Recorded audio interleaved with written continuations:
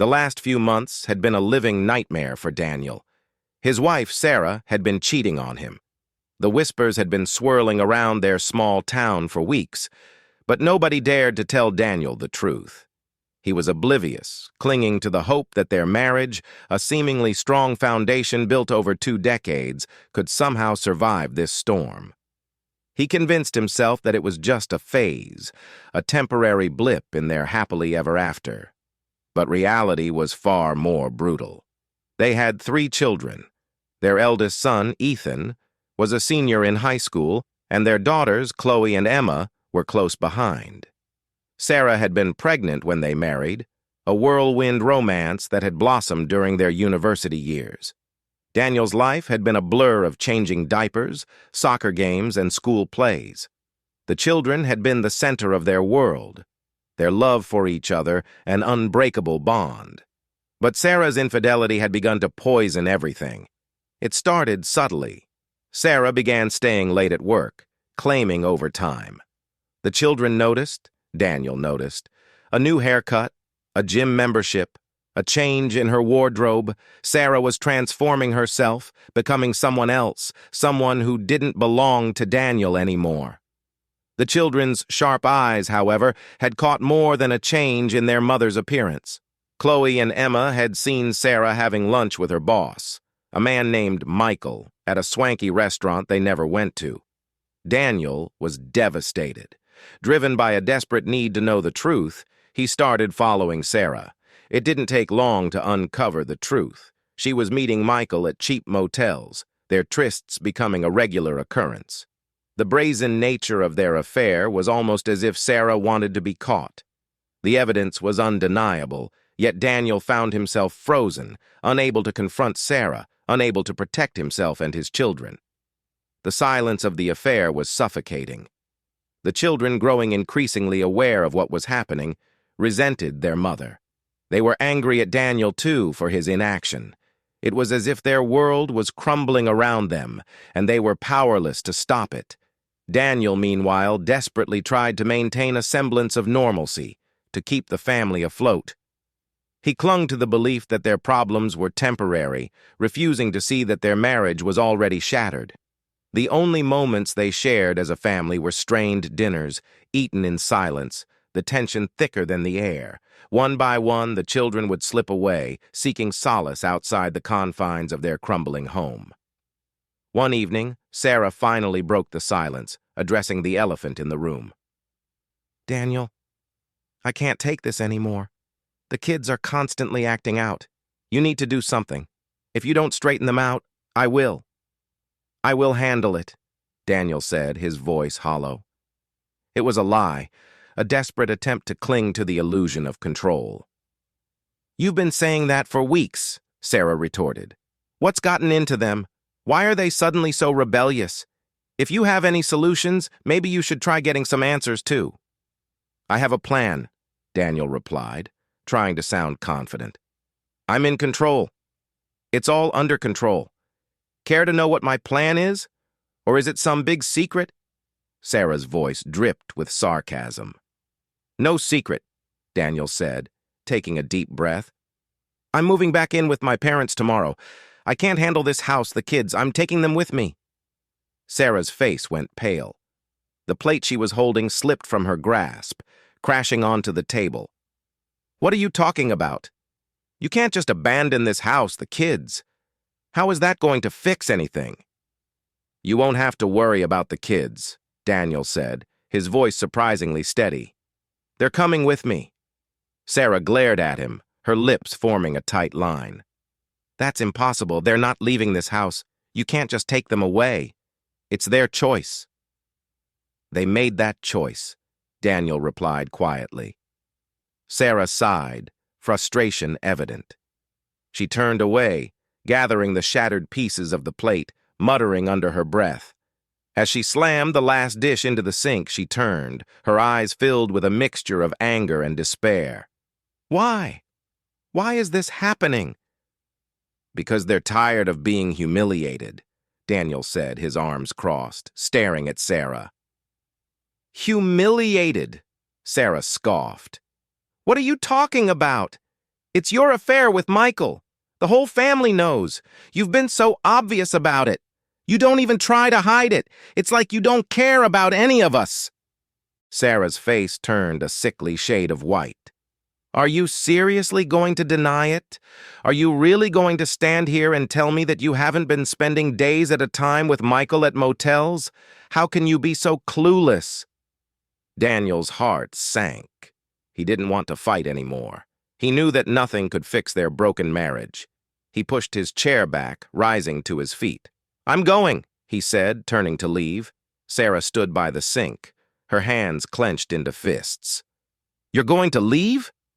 She looked at Daniel, her voice filled with a quiet, desperate plea. "Don't you want to know why I did this? Don't you want to know what drove me to him?" Daniel's stomach churned, but he refused to engage. He had no desire to listen to her excuses, to hear her blame him for her infidelity. He knew that no matter what she said, she would ultimately blame him. It was her tried-and-true defense mechanism, a way to shift the responsibility and guilt onto him. He walked out of the house, Sarah's voice a faint whisper in the distance. It was over. Their marriage, their family, was irrevocably broken. He didn't know where his children were. They had all their belongings packed in Ethan's old Subaru, a car that had served them faithfully for years. Daniel's own belongings were crammed into the back of his Jeep. He knew Sarah would be furious when she discovered they were gone, but there was no turning back. He called Chloe, the girl who was always the glue that held their family together. "Chloe, it's your dad. Are you still at the house?" "No, Dad. I'm checking into a motel now. I told Mom what was going on, but not everything. I think it's best if you guys find a place to stay tonight. Can you get a hold of Ethan?" "I'll find him. Meet me at the diner on Maple Street tomorrow morning at 6. We'll head to Ridgeville from there." "Dad, was Mom mad?" "Probably, honey. I'll tell you everything tomorrow after you talk to Ethan. And when you check into the Maplewood Inn, turn your phone off, okay?" Daniel turned off his own phone. He had just gotten out of the shower when there was a knock on the door.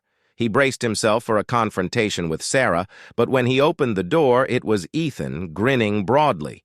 In a small town, there weren't many options for motels. The next morning, they were on the road, heading to Daniel's hometown, the place he had left behind so many years ago. He and Sarah had never discussed his job situation, but it no longer seemed relevant. He was unemployed, his future uncertain. Normally, he would have saved some money, but he hadn't considered the possibility of a sudden, catastrophic end to their marriage. Divorce meant declaring assets, splitting everything they had accumulated, a process that seemed pointless and unnecessary. Daniel couldn't bring himself to care. His credit rating could take a hit. It didn't matter. He had bigger problems. The children, he realized, would be eligible for scholarships and grants for college. It was a small silver lining in the storm clouds that had descended upon them. He had a place to stay with his parents, his childhood home waiting to embrace him. He knew Sarah would file for divorce, but he wouldn't fight it. He was ready to let go, to walk away from a life that had become unbearable. He wouldn't fight for a wife who had betrayed him. He wouldn't fight for a house he no longer wanted. All he cared about was his children. It was a strange sensation to be back in his hometown, to breathe the air of his childhood. The last time he had lived here was before college, a time he had thought was long gone, buried under the layers of his adult life. He had found work in a nearby town, a job he had accepted without hesitation, a compromise for a future with Sarah. She had been a student in Baltimore, a city that felt 1,000,000 miles away from the coal mines and rolling hills of his childhood. They had married during his final semester, a whirlwind of love and excitement that had quickly turned into a tangled web of responsibility and exhaustion. Sarah had dropped out of college, the pregnancy forcing a change in their plans. She never seemed interested in going back. He had assumed she had gone to college for the wrong reasons, to escape her parents, to find a husband. It seemed he had won the marriage lottery, or so he had thought.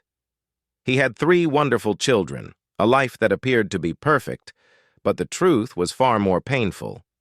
He had made mistakes, regrets that now felt like heavy burdens. He wished he had seen the warning signs, the subtle cracks that had begun to appear in their foundation. He hadn't realized how quickly his past would come back to haunt him. But Ridgeville was a small town, a place where everyone knew each other. He found work, not the kind that was listed on resumes or tax forms, but the kind that kept food on the table and a roof over their heads. He squirreled away every penny he could, his goal simple, to make sure his children had everything they needed, even if it meant sacrificing his own financial security. He knew Sarah would take everything in the divorce. There was no point in fighting for material possessions. They had built a life together, a shared history, but it had all turned to ash. The children had changed, as if they instinctively sensed their parents' unraveling. They were resilient, however, stepping up to help, as if it was their duty. They were angry at their mother, but they didn't blame Daniel. It was their way of saying they were on his side, that they understood. They had learned their mother's secrets, but they were determined to stay with their father. They understood that Daniel was their constant, their rock in the storm. After 2 weeks of tense silence, Sarah called. She needed money, desperately.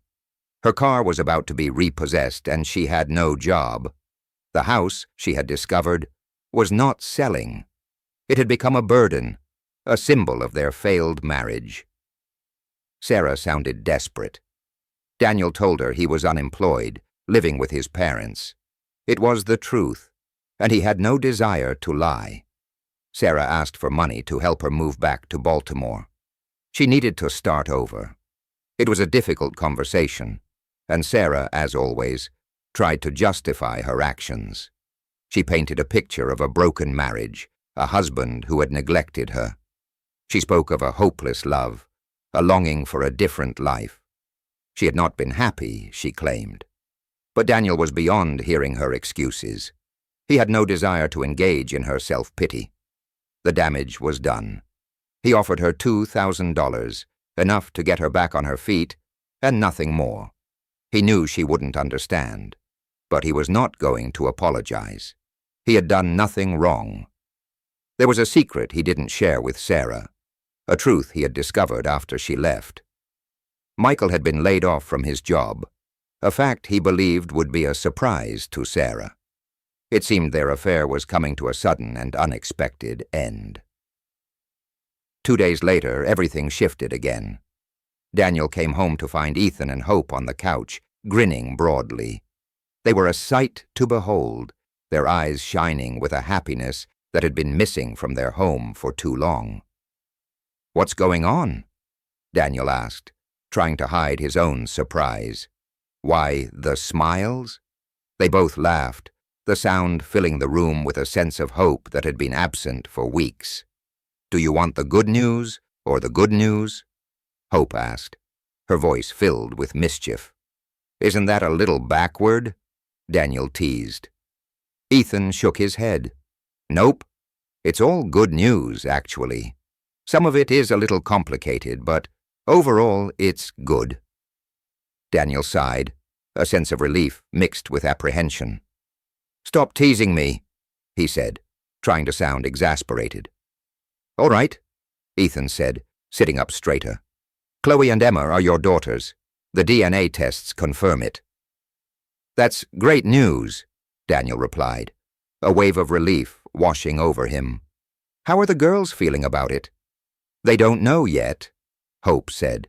"We're waiting for the right time to tell them." Daniel raised an eyebrow. "So what else is going on? What are you not telling me?" Ethan's smile turned a bit more serious. "Hope is your daughter, too. She's a near-perfect match." Daniel blinked, trying to comprehend. "Okay, and where's the good part in all of this?" Ethan hesitated, his expression growing somber. "Don't freak out, Dad. But I'm not your son." Daniel froze, his heart pounding in his chest. He had raised Ethan as his own, loved him unconditionally, and now he was learning the truth. The ground seemed to shift beneath his feet.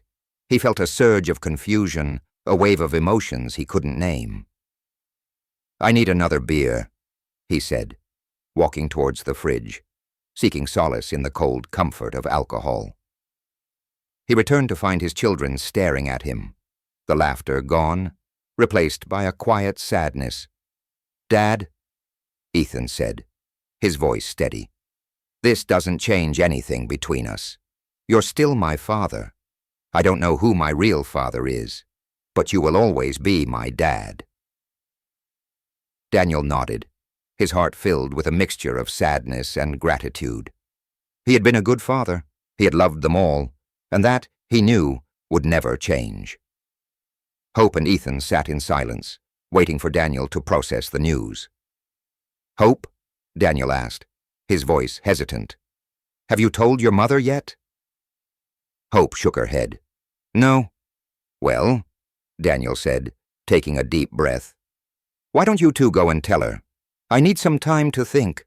His parents, as always, were trying to stay out of the way, offering their support without intruding. "Colin," his father said, his voice soft, "we're here for you, son.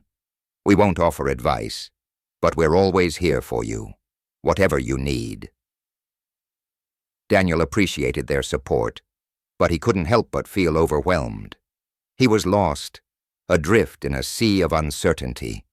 He had no answers, no way to make sense of this sudden upheaval in his life. He retreated to the local bar, seeking solace in the familiar hum of conversation and the comforting buzz of alcohol. It was Brooke who found him, a familiar face from his past. He had no idea how she had tracked him down. He didn't remember how he had gotten so drunk, but it was obvious he had. It had been years since he had overindulged, and he had no excuse for it. He woke up on Brooke's couch, still dressed, except for his shoes. To his shame, he realized he had wet himself. The stench of stale beer and regret filled his senses. He stumbled to the kitchen, seeking a cup of coffee. Brooke was sitting at the table, her expression unreadable. "I really made a mess of things, didn't I?" Daniel mumbled, clutching his coffee cup. "I don't even know where to start with the apologies." Brooke's gaze was steady. "It seems like you weren't the only one who slept with Sarah that weekend. You just drew the short straw." Daniel's head swam. "I don't even remember sleeping with her," he said. "I just assumed because of the way she brought it up. I had no way to prove otherwise, so I just went along with it. I'm the biggest sucker in the world." Brooke didn't respond. She merely watched him, her silence heavy. "I don't know what to do," he said. "I thought the divorce was already in motion." "It is," Brooke said, "but it feels like there's so much more that needs to be done." Brooke's words hung in the air, a challenge to Daniel's complacency. "Maybe," she said, her voice soft. "You just need to take a shower, shave, and get your head together." She wasn't wrong. Daniel was a mess. "Can you give me a ride home?" He was exhausted, filled with a mixture of shame and confusion. He wanted nothing more than to disappear, to bury himself in the anonymity of his parents' house. The next few days were brighter for Ethan. He was in high spirits, relieved to learn that Hope was not his sister. The girls, however, were still adjusting to the news. They were struggling to process their mother's betrayal, to understand how she could have kept such a huge secret from them. Daniel's parents, bless them, provided a safe haven, offering support without judgment. They were there for him, but they understood that he was the one who needed to figure out his own path. Ethan, however, felt that something more needed to be done. He wanted to find his biological father. He wanted to know where he came from. "Dad," he said one afternoon, "we have a whole bunch of lemons. Let's make some lemonade." Daniel looked at him, confused. What are you talking about? Ethan grinned. You always say that. If life gives you lemons, make lemonade. Daniel nodded, a small smile spreading across his face. Mom has to know? Ethan continued. She needs to tell you who my father might be. It happened at the frat house, so one of your fraternity brothers must have gotten her pregnant. And then she let you take the fall. Isn't there some way we can get her to tell us some names? Wow, Daniel said, shaking his head. You're assuming there was more than one guy. You don't have a very high opinion of your mother, do you? Ethan looked at him, his eyes serious. It's not a matter of opinion, Dad. It's the truth. She did this to you, and she's still doing it. She's always been a liar, and she's still a liar. How did you put up with it for so long? Daniel didn't answer. He couldn't explain the reasons why he had stayed, why he had ignored the warning signs, why he had refused to see the truth. It was a question he had been asking himself for months, a question that had no easy answers. He decided to give Ethan's plan a shot. I have an idea, he said. I'm not sure if it will work, but we have to try. He dialed Sarah's number, his heart pounding. He had been dreading this moment, but he knew he had to confront her, to face the truth, to find some measure of closure. Colin, Sarah said, her voice laced with surprise. What can I do for you?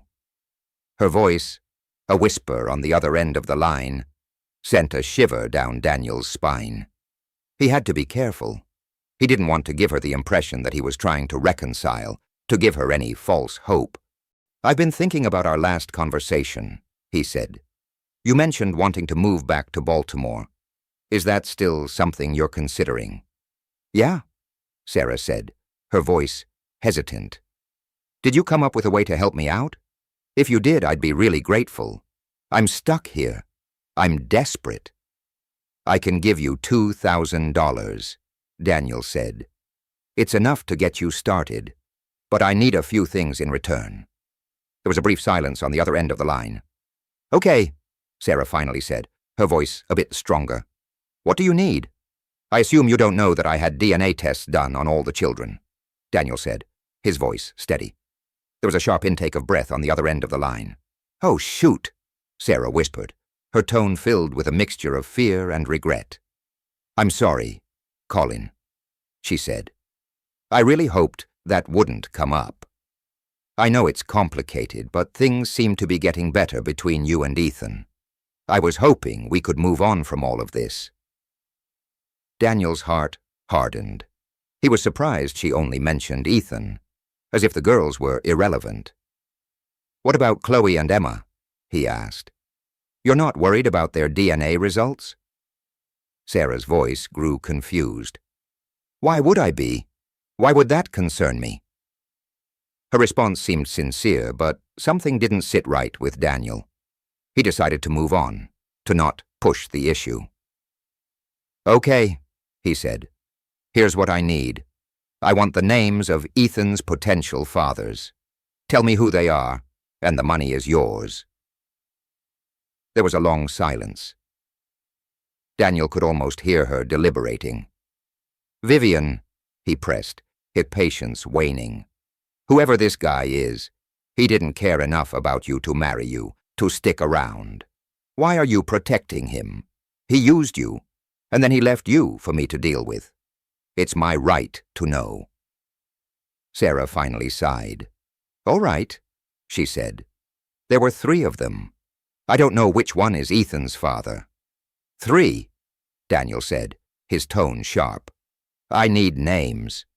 John Ward, Finn Sorensen, and Philip Anderson, she said reluctantly. Daniel knew all of them. They had been a tight-knit group back in college, the frat brothers, the privileged boys who thought they could get away with anything. Thank you, Sarah, Daniel said. I appreciate your honesty. What else do you need? Sarah asked. Her voice was a bit lighter now. I want the house, Daniel said. I'm not staying there, and it's not selling. It's a symbol of everything that's gone wrong. I want it gone, and I want it now." "Oh, absolutely," Sarah replied, sounding relieved. "I can't sell it, and I'd love for you to have it. I wouldn't make enough after the realtor's fees anyway. It's yours as soon as I move out. I'll sign whatever papers you need. Do you have one favor to ask?" "What is it?" "Can you arrange for the kids and me to get together sometimes? I'm still their mother, and I'd love to see them." "I'm sure we can make that happen," Daniel said. He didn't know how the children would feel, but he agreed to try. 2 days later, Sarah had her $2,000, and Daniel held the title to the house. He had no idea what he would do with it, but it felt good to have it in his possession. He knew he couldn't stay there, but he didn't want to sell it. It was a reminder of his past, a reminder of his mistakes. Ethan had already begun his quest to find his father. He had started with the most obvious suspect, Finn Sorensen, a high school teacher who had been one of Daniel's fraternity brothers. Fortunately, Finn was a state employee, which meant his DNA was on file. With the help of an old friend, Daniel had been able to access the information. It was a relief to learn that Finn was not Ethan's father. Next, Ethan focused on Philip Anderson. Philip was a bit more problematic. He was in prison in Ohio, his crimes involving young girls. It was a chilling thought, and Daniel was grateful for the fact that Philip's DNA was readily available. It confirmed what Daniel had suspected. Philip was not Ethan's father either. That left John Ward. If Sarah had been telling the truth, he had to be the one. It was time to dig deeper.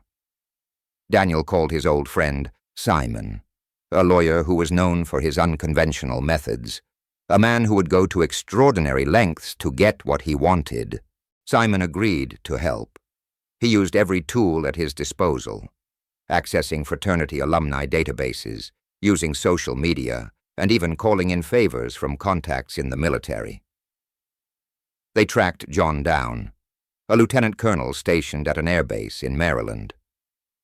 John had been a powerful figure back in their college days, and apparently he had only grown more so. With the help of Brooks' cousin, who served in the Pennsylvania National Guard, Daniel and Simon were able to obtain a sample of John's DNA. The results came back within a week. John Ward was Ethan's father. The news, while unexpected, was a relief. Daniel could finally let go, to stop blaming himself. He could focus on his children, on helping them rebuild their lives. Sarah had moved out of the house, leaving behind a trail of shattered dreams and broken promises. Daniel, however, was starting to move forward. He had refinanced the mortgage, removing Sarah's name from the paperwork. He was back home with his parents, a comforting familiarity that grounded him. The children were still in Ridgeville, waiting for the school year to end. Ethan, in particular, seemed determined to stay close to hope.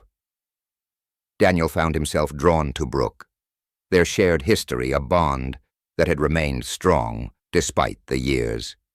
He felt a sense of comfort in her presence, a sense of normalcy in a life that had become chaotic. But they were both hesitant, afraid of reawakening old wounds. They were content to remain friends, to enjoy each other's company, to offer each other support. Simon, meanwhile, was relentlessly pursuing John Ward. He filed countless lawsuits, hoping to force John into a settlement. It was a long shot, but Simon was tenacious, a bulldog determined to get what he wanted. He knew John was a man of wealth and power, and he was willing to use every legal trick in his arsenal to get what he deserved. Daniel, however, wasn't motivated by financial gain. He just wanted to make sure that Ethan had everything he needed for college. That was his only goal, to provide his son with a future that Sarah had tried to destroy. The relationship between Daniel and Ethan remained strong. The DNA results had changed nothing. Daniel was still his father, and Ethan, he knew, would always be his son. But there was a sadness, a sense of loss, a longing for a different life. Daniel wished he had been there for Hope. He regretted the years he had missed, the opportunity to be a father to the daughter he never knew he had. Life, however, had a way of finding a path forward. Daniel had settled into a new routine, a life that was stripped bare, stripped of the illusions and expectations that had once defined his marriage. He had everything he needed: a roof over his head, a job, and most importantly, the love of his children. Ethan was thriving in college. He came home for every break, filled with excitement and plans for the future. Hope was excelling in her program, a bright and determined young woman with a promising future. Chloe was accepted to a prestigious university, her academic achievements a testament to her intelligence and drive. Paige, still young, was exploring her options, her future full of potential. Sarah, meanwhile, was struggling. Her parents had turned on her, their support gone. She was stuck living with her sister, unable to afford her own place, unable to find a job that would allow her to rebuild her life. She had become a shadow of her former self, a woman who had made a series of terrible choices, choices that had destroyed her marriage, her family, and her future. One day, Sarah called from Baltimore. She sounded defeated, her voice strained with a mixture of sadness and desperation. She expressed regret, wishing she could undo everything she had done. But forgiveness was not something Daniel was ready to offer. He was moving on, rebuilding his life, and he had no desire to dwell on the past. When Daniel told her that Chloe and Emma were planning a trip to visit her in Baltimore, Sarah's voice brightened. She desperately needed her daughters, their love and support. It was a small glimmer of hope, a reminder that even in the darkest of times, there was still the possibility of connection. As summer faded into autumn, Daniel's life started to feel more normal, more balanced. The divorce was finalized, the legal battles over, the financial settlements secured. John Ward, under pressure from Simon and his wife, admitted to being Ethan's father. He agreed to pay Ethan's college tuition, a small victory for Daniel. But it was clear that John's life was unraveling. His wife had filed for divorce, and he was facing a mountain of debt, the consequences of his own reckless choices. Brooke, meanwhile, had surprised Daniel. She showed up at his house one evening, a warm smile lighting up her face. They shared a bottle of wine, their conversation comfortable and familiar. She had built a successful medical billing business, a testament to her intelligence and determination. She wanted to help Hope with her career, to pass on the knowledge and experience she had gained over the years. "Call in," she said, her voice quiet. "I need a favor." Daniel knew she had done so much for him, so much that he owed her more than words could express. He was ready to help. "Hope is starting her classes soon," she continued. "I'm worried about her commuting, especially in the winter. It would be a huge help if she could stay with you." Daniel was quick to agree. "Of course. The girls will be moving back in soon, and they'll all get along fine. I'm sure they'll make each other's lives easier." But something in Brooke's expression told Daniel he had missed the mark. Her eyes widened, and a hint of frustration flickered across her face. "I'm sorry, Brooke," Daniel said, realizing his mistake. "I can see that's not what you meant. Can you help me out here?" Brooke sighed. "Colin," she said, shaking her head with a gentle smile, "I swear you're the densest man I know, but you're not off the hook this time. I'll sit here until you figure it out." Daniel looked at her, his heart pounding. It only took a few seconds for him to understand. He was smitten, and he knew that Brooke felt the same way. It was a long road, but he was ready to take it, to find happiness, to rebuild a life that had been shattered. Everything began to fall into place. Ethan thrived at Keystone State University, coming home for every break. He was happy. Hope excelled in her program, her future bright. Chloe received a scholarship to Jefferson Hills University, a testament to her academic achievements. Paige was still exploring her options, her life full of potential, and Brooke, now Mrs. Jackson, had built a successful medical billing practice, her business serving 3 counties. She was waiting for Hope to take over the practice when her baby arrived. Life, as the famous author had said, went on. Daniel found himself surrounded by his children, by the woman he loved. They drank a lot of lemonade, their shared history a reminder of the lessons they had learned, a reminder that even in the face of hardship and betrayal, there was always the possibility of hope, of love, of a future that was brighter than the past.